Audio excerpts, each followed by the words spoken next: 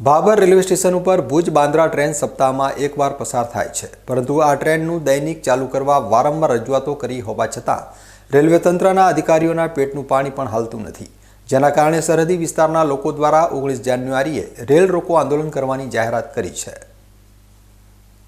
સરહદી વિસ્તારનું વેપારી મથક અને તાલુકા મથક એવા ભાભર શહેરને પશ્ચિમ રેલવે વિભાગ અન્યાય કરતા હોવાની ફરિયાદો ભાભર વેપારીઓ અને મુસાફરોમાં ઉઠી રહી છે।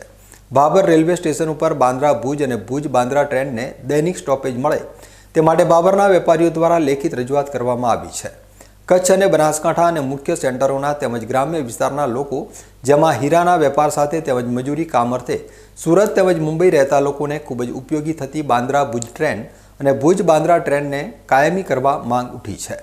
જો રેલવે વિભાગ દ્વારા ટ્રેન કાયમી કરવામાં આવે તો લોકોને અમદાવાદ, બરોડા, સુરત તેમજ મુંબઈ આવન જાવન સરળ બનશે, તેમજ પૈસાની પણ બચત થશે, જેથી કરીને ટ્રેન કાયમી કરવા લોકોની માંગ ઉઠી છે। જો રેલવે તંત્ર દ્વારા વેપારીઓની તેમજ લોકોની માંગણી નહીં સંતોષાય તો આગામી તારીખ 19/1/2026ના રોજ રેલ રોકો આંદોલન કરવાની ચીમકી ઉચ્ચારી છે।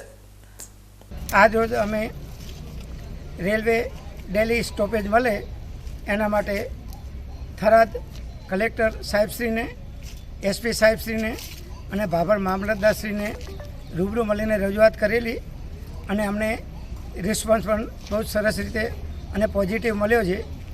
અને જલ્દીથી આપણું આ સપનું જે છે કે આપણે રેલવેનું સ્ટોપેજ રોજ માટે અહીંયા ઊભી રહે ભાભરમાં, એ લગભગ આપણું સપનું સાકાર થઈ જશે। એ માટે આપણે રજૂઆત કરી છે અને રિસ્પોન્સ પણ બહુ સરસ મળ્યો છે।